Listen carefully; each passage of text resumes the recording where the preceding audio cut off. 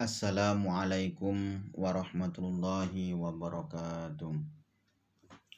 Anak-anakku sekalian, alhamdulillah dalam kesempatan kali ini kita bisa memberikan sebuah pelajaran kepada kalian semua. Semoga kita semua berada dalam keadaan sehat walafiat fi taatillah wa rasulih sallallahu alaihi wasallam. Amin amin ya rabbal alamin. Anak-anakku sekalian, dalam kesempatan kali ini Pak Samsuri akan menjelaskan bab yang ketiga.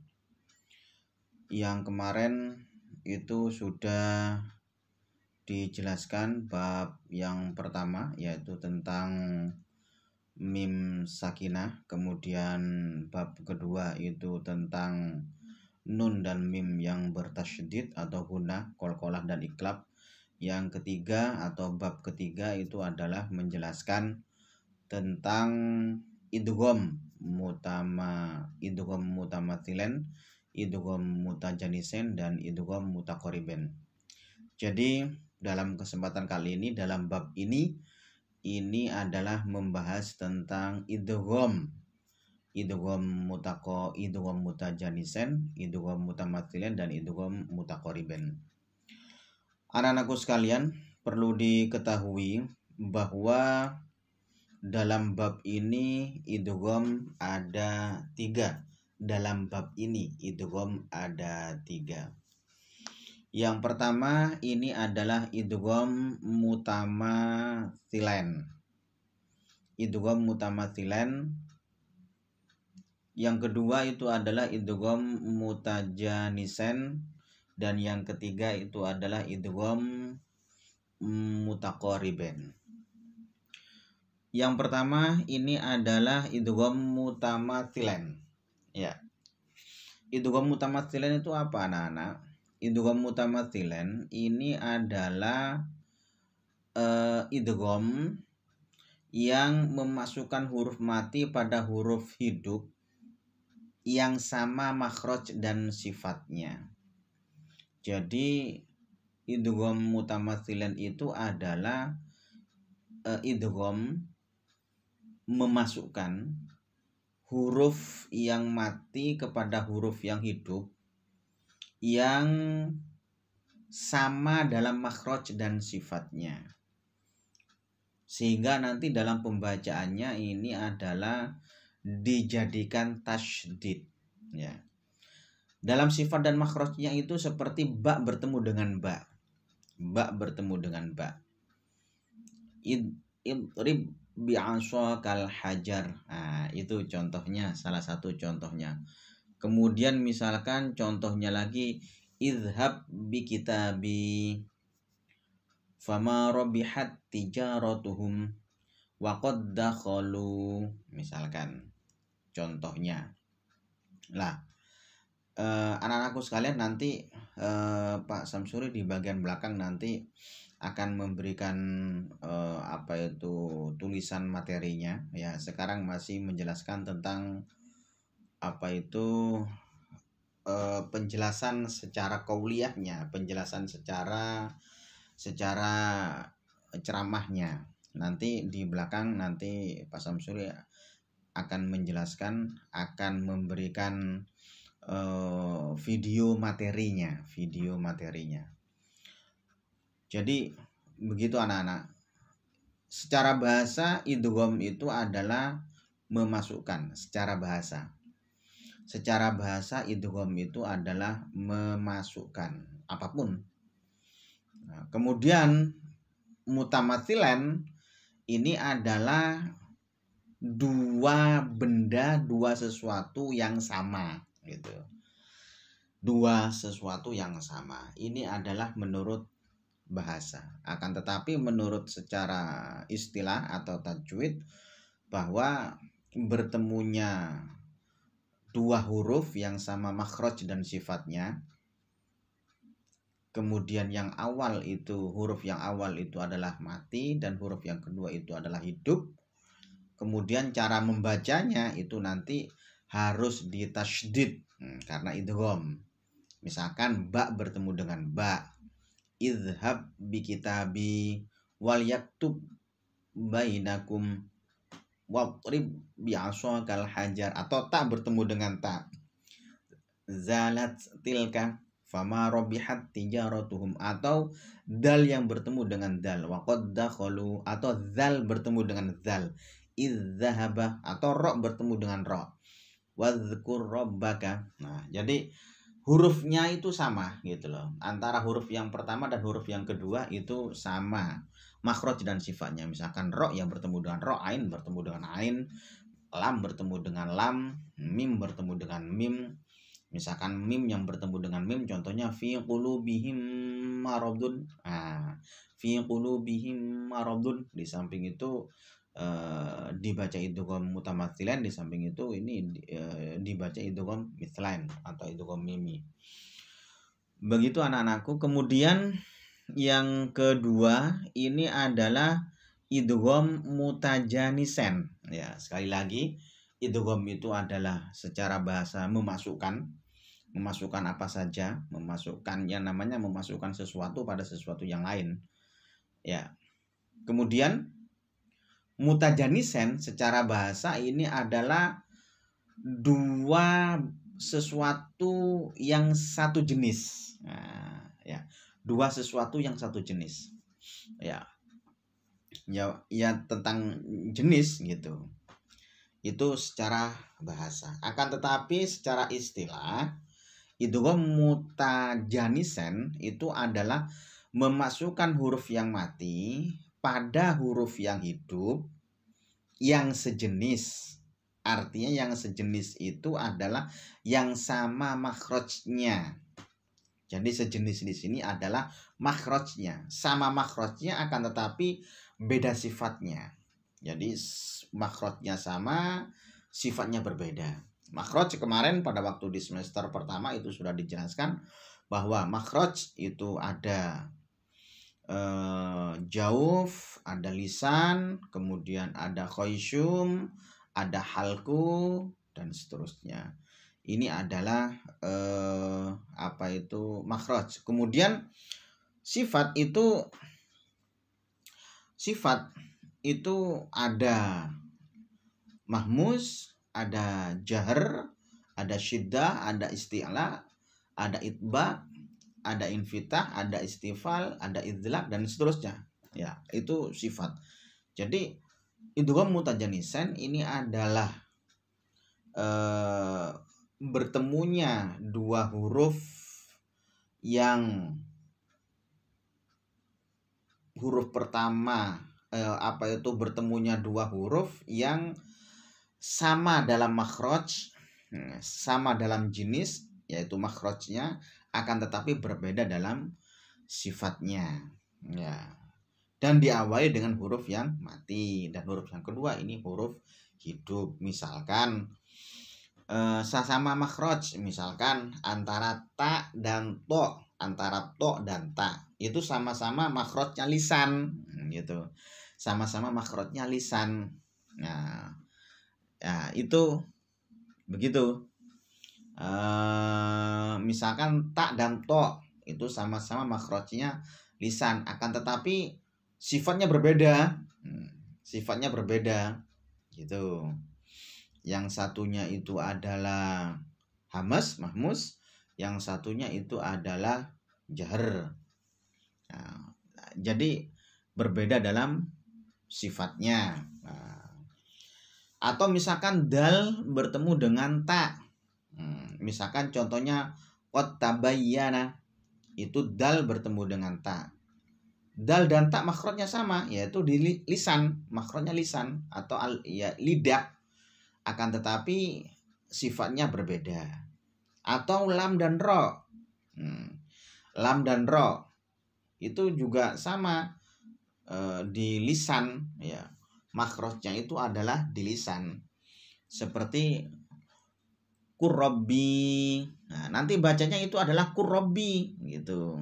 Bukan kul robbi tapi kurrabbi. Atau tak dan to. Qalat dhaifatun. Nah, jadi langsung diidghamkan ke to gitu. Atau qad tabayyana langsung diidghamkan ke ta. atau idzalamu, zal dan zo itu sama makhrajnya di lisan, akan tetapi sifatnya berbeda. Nah, itu. Jadi cara bacanya bagaimana? Ya harus diidghamkan. Diidghamkan itu bagaimana? Harus ditasydid. Jadi qolat to, jangan qolat to ifatun, bukan. Atau misalkan qad tabayyana, itu kan qad dal. Jangan qalqalah, jangan qad tabayyana, jangan. Qad tabayyana. Nah, qad tabayyana rusydu minal ghai. Misalkan qul rabbi, itu asalnya qul rabbi, lam bertemu dengan ro. Maka ketika dibaca ya harus idgham, karena itu adalah bacaan idgham mutajannisen. Maka bacanya qur rabbi. Ya, begitu anak-anak. Dalam pembahasan ini idgham mutajannisen ini ada huruf-huruf yang dikecualikan. Nah, artinya huruf-huruf tersebut yang dikecualikan itu nanti bukan dibaca idgham, akan tetapi dibaca izhar, dibaca terang. Nah, dibaca terang, bukan idgham lagi. Kalau idgham itu kan memasukkan huruf, nanti ditasydid. Ini tidak, dibaca izhar gitu. Jadi bertemunya dua huruf yang sama makhrajnya, berbeda sifatnya, akan tetapi tidak dibaca idgham, tapi dibaca izhar. Nah, ini berada dalam ta, ya, jadi tak sukun yang bertemu dengan zo, shod, sin, za, jim, sa. Jadi misalkan ada ta yang bertemu dengan zo, shod, sin, za, jim, sa. Nah, itu nanti pembacanya tidak boleh untuk diidghamkan, bukan mutajannisen sudah, jadi harus diizharkan. Atau dal sukun yang bertemu dengan zo, shod, shin, sin, za, zal, jim. Nah, zo jadi dal sukun yang bertemu dengan zo, dot, shod, shin, sin, za, zal, dan jim. Nah, itu nanti tidak boleh untuk dibaca idgham mutajannisen, tidak, akan tetapi itu harus dibaca izhar, harus dibaca terang artinya.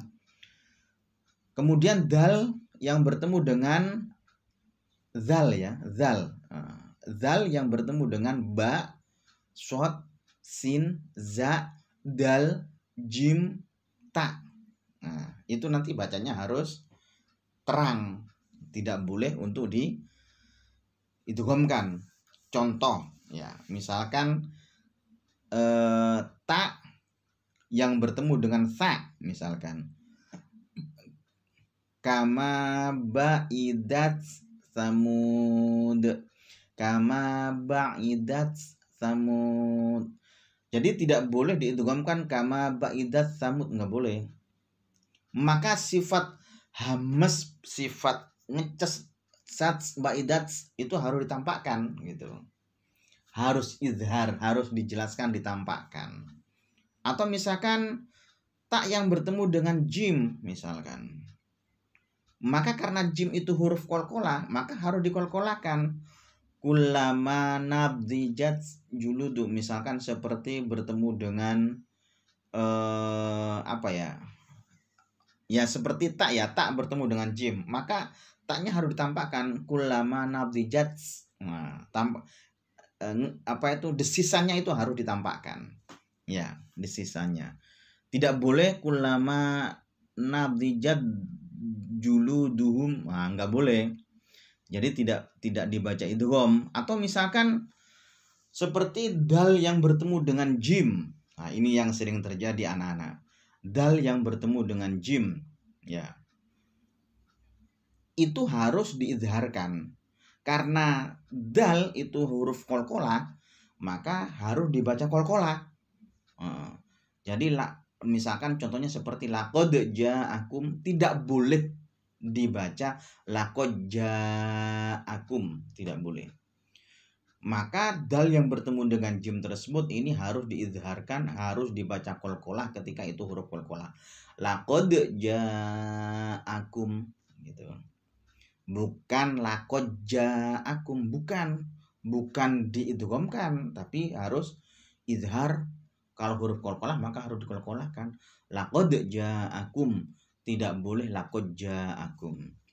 Nah, itu anak-anak. Atau contohnya seperti walaqad dzara'na, maka harus qalqalah. Walaqad dzara'na karena dal huruf qalqalah. Atau misalkan laqad sami Allah, tidak boleh dibaca laqad sami Allah, tidak boleh. Tapi harus jelas, harus izhar. Laqad sami Allah, itu dal yang bertemu dengan sin. Atau misalkan zal yang bertemu dengan jim, misalkan idja'alna, tidak boleh dibaca ij'alna, nggak boleh. Atau zal yang bertemu dengan dal misalkan, nggak boleh diidghamkan, nggak boleh. Iddakhalu, nggak boleh, maka harus dijelaskan, diizharkan. Iddakhalu, gitu anak-anak ya. Itu adalah pengecualian dari idgham mutajanisen. Nanti Pak Samsuri apa itu kita tampilkan tulisan-tulisan yang Pak Samsuri terangkan ini. Sekarang apa itu untuk keterangannya. Yang ketiga itu adalah idgham mutaqariban.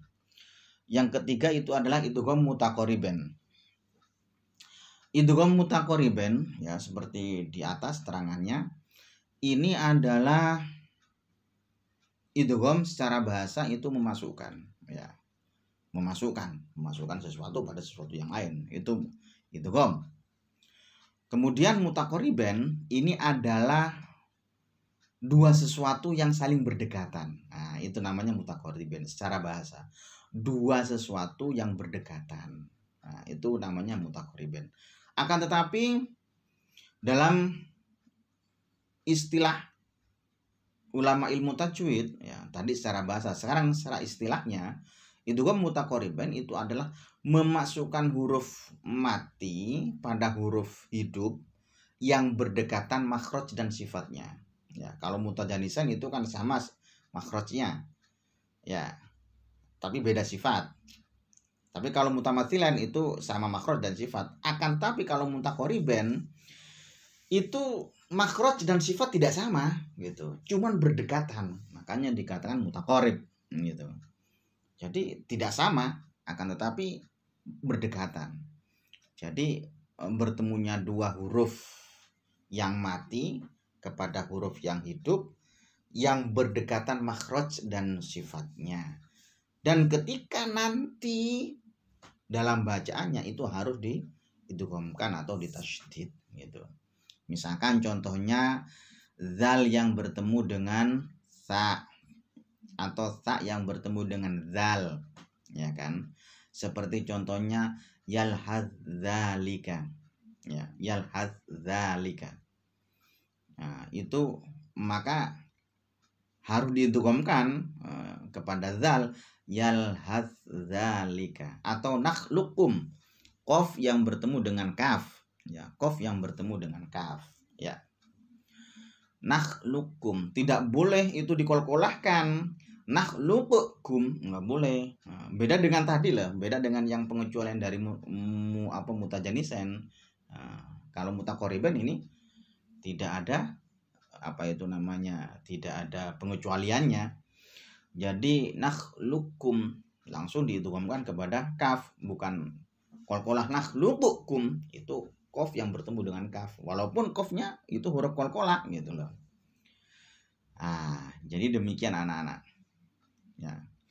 Kemudian atau mim atau ba yang bertemu dengan mim, irkam ma'ana, tidak boleh dibaca irkab ma'ana, nggak boleh, tapi irkam ma'ana.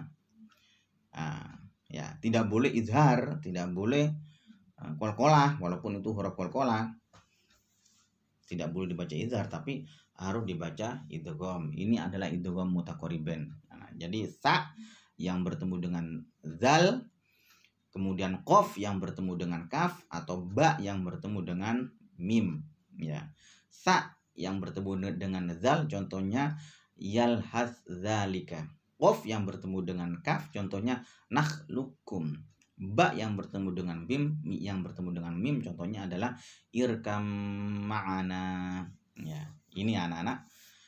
Dan nanti ya materi-materi ini Pak Samsuri tampilkan di video, mohon untuk dilihat dan diperhatikan ya, terutama di idgham mutaqariban itu ya. Sekian dari Pak Samsuri ya, sebentar lagi kita lihat untuk tampilan dari materi-materi yang Pak Samsuri tadi jelaskan tersebut. Sekian dari kami, dari Pak Samsuri anak-anak. Wallahul muwaffiq ila aqwamit thoriq. Wassalamualaikum warahmatullahi wabarakatuh. Silakan dilihat untuk tampilan materinya anak-anak. Ini adalah tampilan materinya anak-anak. Bab 3. Idgham mutamathilan, idgham mutajanisan, dan idgham mutaqariban. Kemudian idgham mutamathilan ada definisinya. Kemudian disusul dengan contoh-contoh dari idgham mutamathilan. Kemudian dilanjutkan dengan idgham mutajanisan. Ya, idgham mutajanisan. Ya, definisi, pengertian, dan juga contoh-contoh. Dan juga anak-anak mohon untuk diperhatikan pengecualian dari idgham mutajanisan seperti yang Pak Samsuri terangkan di awal. Pengecualian dari idgham mutajanisan. Ini yang paling terpenting. Nah, ini banyak contohnya dari idgham mutajanisan yang pengecualian yang harus dibaca izhar bukan idgham.